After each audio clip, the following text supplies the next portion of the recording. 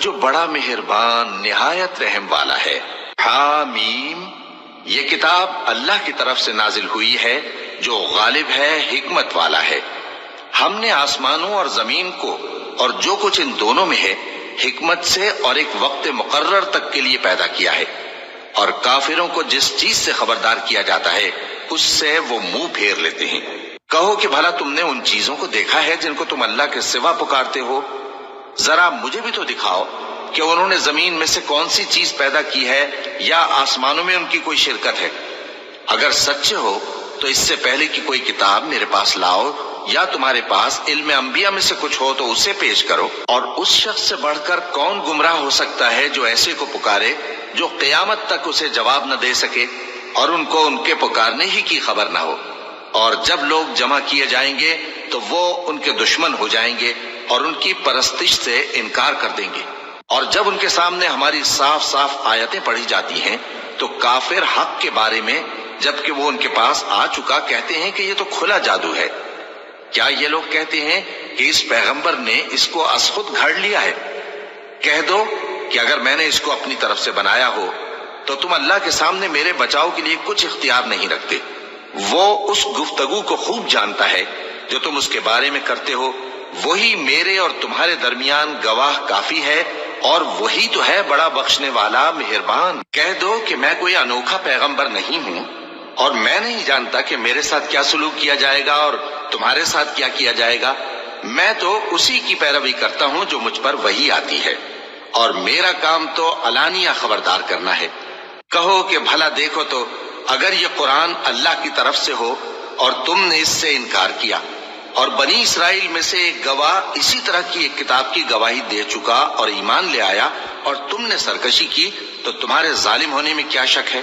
بے شک اللہ ظالم لوگوں کو ہدایت نہیں دیتا۔ اور کافر مومنوں کے متعلق کہتے ہیں کہ اگر یہ دین کچھ بہتر ہوتا تو یہ لوگ اس کی طرف ہم سے پہلے نہ دوڑ پڑتے، اور جب وہ اس سے ہدایت یاب نہ ہوئے تو کہیں گے کہ یہ تو پرانا جھوٹ ہے۔ اور اس سے پہلے موسیٰ کی کتاب تھی، لوگوں کے لیے رہنما اور رحمت، اور یہ کتاب عربی زبان میں ہے اس کی تصدیق کرنے والی، تاکہ ظالموں کو خبردار کرے اور نیکوکاروں کو خوشخبری سنائے۔ جن لوگوں نے کہا کہ ہمارا پروردگار اللہ ہے، پھر وہ اس پر قائم رہے تو ان کو نہ کچھ خوف ہوگا اور نہ وہ غمناک ہوں گے۔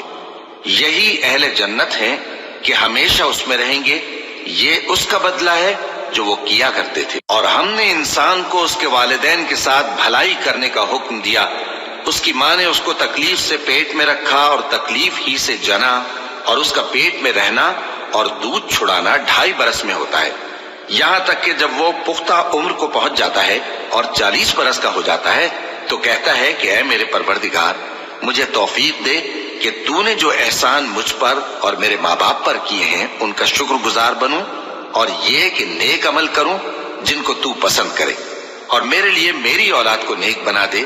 میں تیری طرف رجوع کرتا ہوں اور میں فرما برداروں میں ہوں۔ یہی لوگ ہیں جن کے اعمال نیک ہم قبول کریں گے اور ان کے گناہوں سے درگزر فرمائیں گے، اور یہی اہل جنت میں ہوں گے۔ یہ سچا وعدہ ہے جو ان سے کیا جاتا تھا۔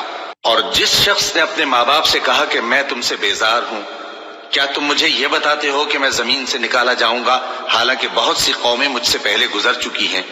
اور وہ دونوں اللہ کی جناب میں فریاد کرتے ہوئے کہتے تھے کہ کمبخت، ایمان لا، اللہ کا وعدہ سچا ہے۔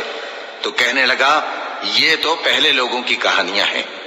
یہی وہ لوگ ہیں جن کے بارے میں جنوں اور انسانوں کی دوسری امتوں میں سے جو ان سے پہلے گزر چکی عذاب کا وعدہ تحقیق ہو گیا۔ بے شک وہ نقصان اٹھانے والے تھے، اور لوگوں نے جیسے کام کیے ہوں گے ان کے مطابق سب کے درجے ہوں گے۔ غرض یہ ہے کہ اللہ ان کو ان کے اعمال کا پورا بدلہ دے اور ان کا نقصان نہ کیا جائے گا۔ اور جس دن کافر دوزخ کے سامنے کیے جائیں گے تو کہا جائے گا کہ تم اپنی دنیا کی زندگی میں لذتیں حاصل کر چکے اور ان سے لطف اندوز ہو چکے، سو آج تم کو ذلت کا عذاب دیا جاتا ہے۔ یہ اس کی سزا ہے کہ تم زمین میں ناحق غرور کیا کرتے تھے، اور اس کی کہ بد کرداری کرتے تھے۔ اور قوم عاد کے بھائی ہود کو یاد کرو کہ جب انہوں نے اپنی قوم کو سرزمین احقاف میں خبردار کیا، اور ان کے آگے اور پیچھے سے خبردار کرنے والے گزر چکے تھے کہ اللہ کے سوا کسی کی عبادت نہ کرو، مجھے تمہارے بارے میں بڑے دن کی عذاب کا ڈر لگتا ہے۔ کہنے لگے کیا تم ہمارے پاس اس لیے آئے ہو کہ ہم کو ہمارے معبودوں سے پھیر دو؟ اگر سچے ہو تو جس چیز سے ہمیں ڈراتے ہو اسے ہم پر لے آؤ۔ پیغمبر نے کہا کہ اس کا علم تو اللہ ہی کو ہے، اور میں تو جو احکام دے کر بھیجا گیا ہوں وہ تمہیں پہنچا رہا ہوں، لیکن میں دیکھتا ہوں کہ تم لوگ نادانی میں پھنس رہے ہو۔ پھر جب انہوں نے اس عذاب کو دیکھا کہ بادل کی صورت میں ان کے میدانوں کی طرف آ رہا ہے تو کہنے لگے یہ تو بادل ہے جو ہم پر برس کر رہے گا۔ نہیں، بلکہ یہ وہ چیز ہے جس کے لیے تم جلدی کرتے تھے، یعنی آندھی، جس میں درد دینے والا عذاب بھرا ہوا ہے، جو ہر چیز کو اپنے پروردگار کے حکم سے تباہ کیے دیتی تھی۔ آخر وہ ایسے ہو گئے کہ ان کے گھروں کے سوا اس بات پر بھی قادر ہے کہ مردوں کو زندہ کر دے؟ ہاں، کیوں نہیں، وہ ہر چیز پر قادر ہے۔ اور جس روز انکار کرنے والے آگ کے سامنے کیے جائیں گے تو ان سے پوچھا جائے گا کیا یہ حق نہیں ہے؟ تو کہیں گے کیوں نہیں، ہمارے پروردگار کی قسم یہ حق ہے۔ اللہ فرمائے گا کہ تم جو دنیا میں کفر کیا کرتے تھے تو اب اس کی وجہ سے عذاب کے مزے چکھو۔ پس اے نبی، جس طرح اور عالی ہمت پیغمبر صبر کرتے رہے ہیں اسی طرح تم بھی صبر کرو، اور ان کے لیے عذاب جلدی نہ مانگو۔ جس دن یہ اس چیز کو دیکھیں گے جس کا ان سے وعدہ کیا جاتا ہے تو یہ خیال کریں گے کہ گویا دنیا میں رہے ہی نہ تھے مگر گھڑی بھر دن۔ یہ قرآن پیغام ہے جو پہنچایا جا چکا، سو اب وہی ہلاک ہوں گے جو نافرمان تھے۔ شروع اللہ کا نام لے کر جو بڑا مہربان نہایت رحم والا ہے۔ جن لوگوں نے کفر کیا اور دوسروں کو اللہ کے رستے سے روکا، اللہ نے ان کے اعمال برباد کر دیے، اور جو لوگ ایمان لائے اور نیک عمل کرتے رہے اور جو کتاب محمد صلی اللہ علیہ وآلہ وسلم پر نازل ہوئی اسے مانتے رہے، اور وہ ان کے پروردگار کی طرف سے برحق ہے کہ جس نے ان کے گناہ دور کر دیے اور ان کی حالت سنوار دی۔ یہ اعمال کی بربادی اور اصلاح حال اس لیے ہے کہ جن لوگوں نے کفر کیا انہوں نے جھوٹی بات کی پیروی کی، اور جو ایمان لائے وہ اپنے پروردگار کی طرف سے دین حق کے پیچھے چلے۔ اسی طرح اللہ لوگوں سے ان کے حالات بیان فرماتا ہے۔ پس جب تم کافروں سے بھیڑ جاؤ تو ان کی گردنیں اڑا دو، یہاں تک کہ جب ان کو خوب قتل کر چکو تو جو زندہ پکڑے جائیں ان کو مضبوطی سے قید کر لو۔ پھر اس کے بعد یا تو احسان رکھ کر چھوڑ دینا چاہیے یا کچھ مال لے کر، یہاں تک کہ فریق مقابل لڑائی کے ہتھیار رکھ دے۔ یہ حکم یاد رکھو، اور اگر اللہ چاہتا تو اور طرح سے ان سے انتقام لے لیتا، لیکن اس نے چاہا کہ تم میں سے ایک کو دوسرے کے ساتھ ٹکرا کر آزمائے، اور جو لوگ اللہ کی راہ میں مارے گئے ان کے اعمال کو وہ ہرگز ضائع نہیں کرے گا، بلکہ ان کو سیدھے رستے پر چلائے گا اور ان کی حالت درست کر دے گا، اور ان کو بہشت میں جس سے ان کو پہلے سے واقف کر دیا ہے داخل کرے گا۔ اے اہل ایمان، اگر تم اللہ کی مدد کرو گے تو وہ بھی تمہاری مدد کرے گا اور تم کو ثابت قدم رکھے گا، اور جو کافر ہیں ان کے لیے ہلاکت ہے، اور اللہ ان کے اعمال کو برباد کر دے گا۔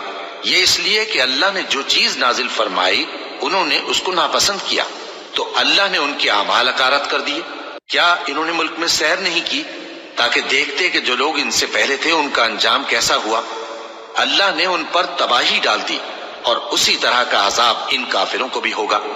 یہ اس لیے کہ جو مومن ہیں ان کا اللہ کارساز ہے اور کافروں کا کوئی کارساز نہیں۔ جو لوگ ایمان لائے اور عمل نیک کرتے رہے ان کو اللہ بہشتوں میں جن کے نیچے نہریں بہہ رہی ہیں داخل فرمائے گا، اور جو کافر ہیں وہ فائدے اٹھاتے ہیں اور اس طرح کھاتے ہیں جیسے حیوان کھاتے ہیں، اور ان کا ٹھکانہ دوزخ ہے۔ اور بہت سی بستیاں تمہاری بستی سے جس کے باشندوں نے تمہیں وہاں سے نکال دیا زور و قوت میں کہیں بڑھ کر تھیں، ہم نے ان کو برباد کر دیا اور ان کا کوئی مددگار نہ ہوا۔ بھلا جو شخص اپنے پروردگار کی مہربانی سے کھلے رستے پر چل رہا ہو وہ ان کی طرح ہو سکتا ہے جن کے اعمال بد انہیں اچھے کر کے دکھائے جائیں، اور جو اپنی خواہشوں کی پیروی کریں۔ وہ جنت جس کا پرہیزگاروں سے وعدہ کیا جاتا ہے اس کی صفت یہ ہے کہ اس میں ایسے پانی کی نہریں ہیں جو بو نہیں کرے گا، اور دودھ کی نہریں ہیں جس کا مزہ نہیں بدلے گا، اور شراب کی نہریں ہیں جو پینے والوں کے لیے سراسر لذت ہے، اور صاف شدہ شہد کی نہریں ہیں، اور وہاں ان کے لیے ہر قسم کے میوے ہیں، اور ان کے پروردگار کی طرف سے مغفرت ہے۔ کیا یہ پرہیزگار ان کی طرح ہو سکتے ہیں جو ہمیشہ دوزخ میں رہیں گے اور جن کو کھولتا ہوا پانی پلایا جائے گا جو ان کی آنتوں کو ٹکڑے ٹکڑے کر ڈالے گا۔ اور ان میں بعض ایسے بھی ہیں جو تمہاری طرف کان لگائے